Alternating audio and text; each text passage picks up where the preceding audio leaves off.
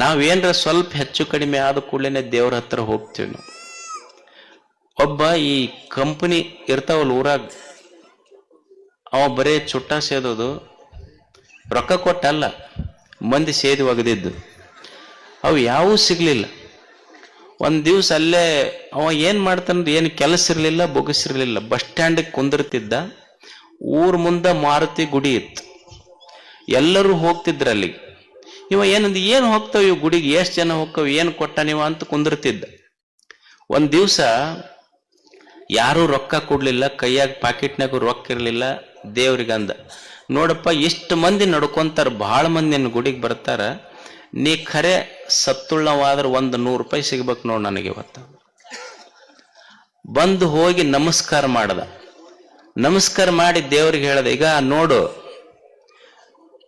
ನೀ ಖರೆ ಸತ್ತುಳ್ಳವಾದ್ರೆ 100 ರೂಪಾಯಿ ಸಿಗ್ಬೇಕು ನಮಗೆ ಇವತ್ತು. ಮತ್ ನಾವೇನು ಉದ್ರಿ ಭಕ್ತರಲ್ಲ, ನೀನ್ 100 ರೂಪಾಯಿ ಕೊಟ್ಟಂದ್ರೆ ಮತ್ ನಿನಗೆ 50 ರೂಪಾಯಿ ಮುಟ್ಟಿಸಿ ಹೋಗ್ತೀವಿ ನೀನು ಹೊಂಡಿ ಪೆಟ್ಟಿಗೆಗೆ ಅಂದವ್. ಅಂದು ಹಿಂಗ ಬರಕತ್ತಿದ್ದ, ನೋಡ್ತಾನ ಒಂದು ನೋಟ ಬಿದ್ದಿತ್ತು ಎದುರಿಗೆ. ತಗೊಂಡ ನೋಡ್ತಾನ 50 ರೂಪಾಯಿ ನೋಟ್. ಅದಕ್ಕ ಬರ್ತಾರಪ್ಪ ನಿನ್ನ ಗುಡಿಗೆ ಜನ, 50 ರೂಪಾಯಿ ಕೊಟ್ಟಿ, ಖರೆ ನಾ ಕೇಳಿದ್ 100 ರೂಪಾಯಿ ನಿಂದ 50 ರೂಪಾಯಿ ಮುರ್ಕೊಂಡ ಕೊಟ್ಟಿನಿ ಅಂದವ ದೇವ್ರಿಗೆ. ಇವ್ರು ಮಂದಿಗೆ ಟೊಪ್ಪಿಗೆ ಹಾಕವ್ರಲ್ಲ, ದೇವ್ರಿಗೆ ಟೊಪ್ಪಿಗೆ ಹಾಕವ್ರಿ ಇವ್ರೆಲ್ಲ. ಅದಕ್ಕ ಅವ ಮಾರುತಿ ನೀವು ಹೋದಾಗ ಈ ಕಡೆ ಹೊಳ್ಳಿ ಕುಂತ ನಿಮ್ಮನ್ನೆಂದು ನೋಡಕ್ ಹೋಗೋದಿಲ್ಲ ನಾವು ಕಷ್ಟ ಬಂದಾಗ ದೇವ್ರ ಗುಡಿಗೆ ಹೋಗಿದ್ದು ಬೇಡ ಕಷ್ಟ. ಆದ್ರೆ ನಾವು ಎದಕ್ ಹೋಗಬೇಕು ಅಂದ್ರೆ ಬರೇ ಭಿಕ್ಷುಕನಾಗಿ ದೇವನ ಗುಡಿಗೆ ಹೋಗೋದಲ್ಲ, ದೇವನ ಗುಡಿಗೆ ಹೋಗೋದು ಭಗವಂತನೇ, ನಾನು ಭಿಕ್ಷುಕನಾಗಿ ನಿನ್ನ ಹತ್ರ ಬಂದಿಲ್ಲ, ಜೀವನ ಕೊಟ್ಟಿಯಲ್ಲ, ಕೊಟ್ಟ ಜೀವನಕ್ಕಾಗಿ ಒಂದು ಧನ್ಯವಾದ ಹೇಳಲಿಕ್ಕೆ ಬಂದಿನಿ ಅಂತ ಭಗವಂತನ ಹತ್ರ ಬರ್ತವೆ. ಜೀವನ ಅಂದ್ರೆ ಸ್ವಲ್ಪ ಕಷ್ಟ ಸುಖ ಇರ್ತವೆ. ಈಗ ಜಾತ್ರೆಗೆ ಬರ್ತಾರ, ಜಾತ್ರೆಗೆ ಬಂದವ್ರ ದೊಡ್ಡ ಸಮಸ್ಯೆ ಏನಂದ್ರ ಪಾದರಕ್ಷೆ ಸಮಸ್ಯೆ. ಅಂದ್ರೆ ಎಲ್ಲಿ ಬಿಟ್ಟೆವೋ ಎಲ್ಲಿ ಹೋಗೈತು. ಮತ್ತ ಕೆಲವು ಮಂದಿ ತಮ್ಮ ಹಳೆ ಬಿಟ್ಟು ಹೊಸವ ಹಾಕೊಂಡು ಹೋಗ್ಬೇಕಂತನ ಜಾತ್ರೆಗೆ ಬಂದಿರ್ತಾರ ಅವ್ರು. ಈ ಪೊಲೀಸರೊಳಗೆ ಎನ್ಕೌಂಟರ್ ಸ್ಪೆಷಲಿಸ್ಟ್ ಅಂತ ಇರ್ತಾರೆ, ಕೇಳಿರಿಲ್ಲ ನೀವು? ಪೊಲೀಸರಿಗೆ ಎನ್ಕೌಂಟರ್ ಸ್ಪೆಷಲಿಸ್ಟ್ ಅಂತ ಇರ್ತಾರ, ಅಂದ್ರೆ ಎಲ್ಲಿ ಗುಂಡ ಹಾಕ್ತಾರ ಅವ್ರು ತಪ್ಪಂಗಿಲ್ ಗುರಿ. ಹಂಗ ಇವರು ಪಾದರಕ್ಷೆ ಮಂದಿ ಎನ್ಕಾಶ್ ಸ್ಪೆಷಲಿಸ್ಟ್ಸ್ ಇವರೆಲ್ಲ.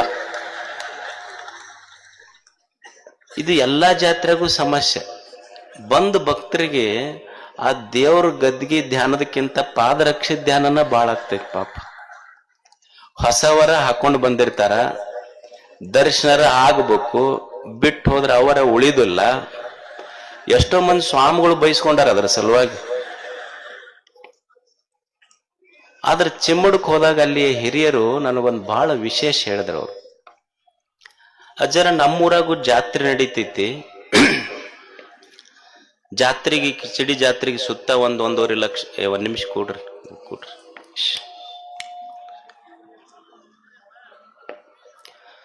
1-1.5 ಲಕ್ಷ ಜನ ಬರ್ತಾರ. ಬಂದವ್ರು ನಮ್ಮ ಊರಿಗೆ ಬಂದವ್ರು ಪಾದರಕ್ಷೆ ಬಿಟ್ಟು ಗುಡಿಯಾಗ ಹೋಗಿ ಬರೋದ್ರಾಗ ಪಾದರಕ್ಷೆ ಉಳಿತಿದ್ದಿದ್ದಿಲ್ಲ. ಅದಕ್ಕೆ 1983 ನಮ್ಮ ಊರಿನ ಕೆಲವು ಜನ ಹಿರಿಯರು ಯುವಕರು ಸೇರಿಕೊಂಡು ನಾವೇನ್ ಮಾಡಿದ್ವಿ ಅಂದ್ರೆ, ಪಾದರಕ್ಷೆ ಯಾರು ಕಾಯ್ತಾರ ಅಂತ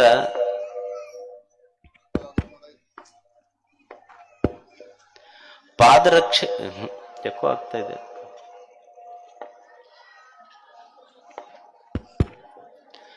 ಪಾದರಕ್ಷೆ ಯಾರು ಕಾಯ್ತಾರ ಅಂತ ತಿಳ್ಕೊಂಡು ನಾವ್ ಯಾರಿಗಾರ ಕಾಯೋರಿಗೆ ಹಿಡ್ಕೊಳಕ್ ಹೋಗ್ಲಿಲ್ಲ. ನಾವೇ ಒಂದಿಷ್ಟು ಜನ ಯುವಕರು ಸೇರಿ ಒಂದು ಟೆಂಟ್ ಹಾಕೊಂಡು ಯಾರ ಗುಡಿಗೆ ಬರ್ತಾರ ಊರನ ಹಿರಿಯರು ಯುವಕರು ಸೇರಿ ಪಾದರಕ್ಷೆ ಬಂದ ಭಕ್ತರ ಪಾದರಕ್ಷೆ ಕಾಯ್ಲಿಕ್ಕೆ ಶುರು ಮಾಡಿದ್ರು.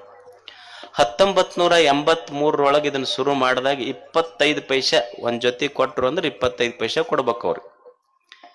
ಆ ವರ್ಷ 450 ರೂಪಾಯಿ ಇನ್ಕಮ್ ಆತಂತ ಒಂದ್ ದಿವ್ಸದ್ದು. ಇದನ್ನ ಏನ್ ಮಾಡ್ಬೇಕು ಅಂತ ಎಲ್ಲಾ ಹಿರಿಯರು ಯುವಕರು ಸೇರಿ ಅವ್ರು 9-10 ಮಂದಿ ಡಿವೈಡ್ ಮಾಡಿಕೊಂಡು ಇದ್ರದ್ದು ಇಂಟ್ರೆಸ್ಟ್ ಮುಂದಿನ ವರ್ಷ ಕೊಡ್ಬೇಕಂದ್ರು 7,500 ರೂಪಾಯಿ ಆತಂತ ಮರು ವರ್ಷ.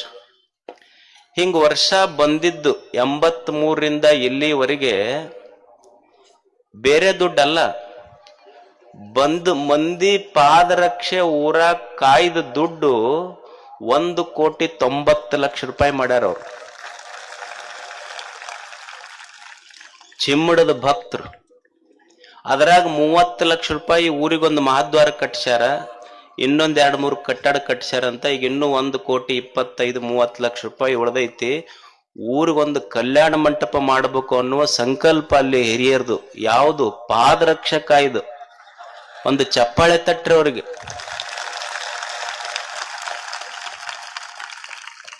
ಪಾದರಕ್ಷೆ ಹಾಕೊಂಡು ಹೋಗೋವ್ರ ಮಧ್ಯದೊಳಗೆ ಅದನ್ನು ಉಳಿಸಿ ಊರು ಉಳಿಸ್ಯಾರಲ್ಲ, ಅದು ದೊಡ್ಡದೈತಿ.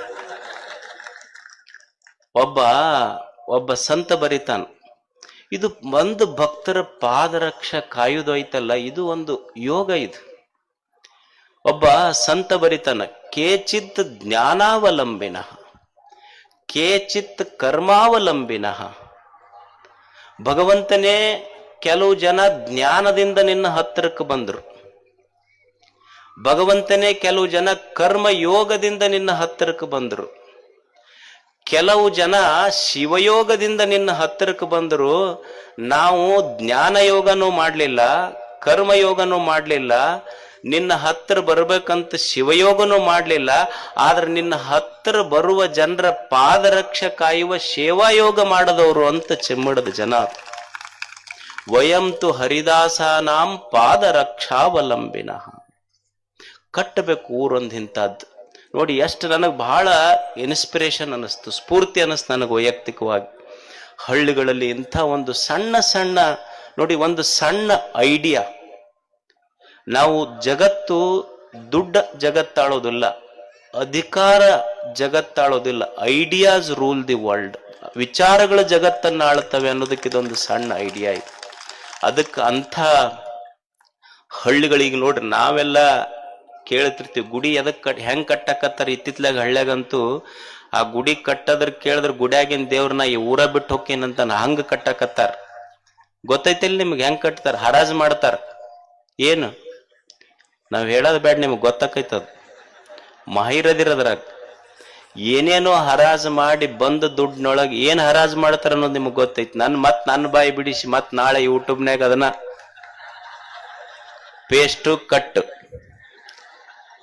ಇದನ್ನ ಮಾಡಿ ಗುಡಿ ಕಟ್ಟದ್ರ ನಾವೇನ್ ಮಾಡಾಕತ್ತೀವಿ ಅಂದ್ರೆ ಏನೇನೋ ಮಾಡಿ ಹರಾಜ್ ಮಾಡಿ ಗುಡಿ ಕಟ್ಟತೀವಿ ಖರೆ.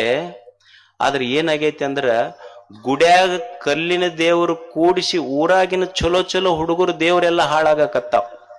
ಅದಕ್ಕೆ ಅದು ದೊಡ್ಡ ಗುಡಿ ಕಟ್ಟಬೇಕಂತಿಲ್ಲ. ನಮ್ಮ ಶ್ರಮದ ಬೆವರಿನಿಂದ ಒಂದು ಸಣ್ಣ ಗುಡಿಸಲು ಹಾಕಿದ್ರು ಸಾಕು, ದೇವರು ಸಂತೋಷ ಪಡ್ತಾನ. ಅದಕ್ಕೆ ಏನೇನೋ ಹರಾಜು ಮಾಡಿ ಊರಾಗ ಗುಡಿ ಕಟ್ಟುವ ಅವಶ್ಯಕತೆ ಇಲ್ಲ. ನನಗೆ ಚಿಮ್ಮಡದ ಆ ಭಕ್ತರ ಈ ಕಾರ್ಯ ಎದಕ್ಕೆ ಇಷ್ಟ ಆಯ್ತು ಅಂದ್ರ, ಊರು ಎಲ್ಲೋ ಬಂದವರು ಪಾದರಕ್ಷೆ ಕಾಯ್ದು ಆ ಊರಿನ ಅಭಿವೃದ್ಧಿ ಮಾಡಿದ್ರಲ್ಲ, ಇದು ಒಂದು ಹೊಸ ಯುಗ. ಇಂಥ ಕಾರ್ಯಗಳು ಹಳ್ಳಿಗಳಲ್ಲಿ ನಡೆದ್ರೆ ಹಳ್ಳಿಯ ಗೌರವ ಇದು. ಅದಕ್ಕೆ ನನಗೆ ಬಹಳ ಆ ಊರಿನ ಬಗ್ಗೆ ಹೆಮ್ಮೆ ಅನಿಸ್ತು, ಗೌರವ ಅನಿಸ್ತು.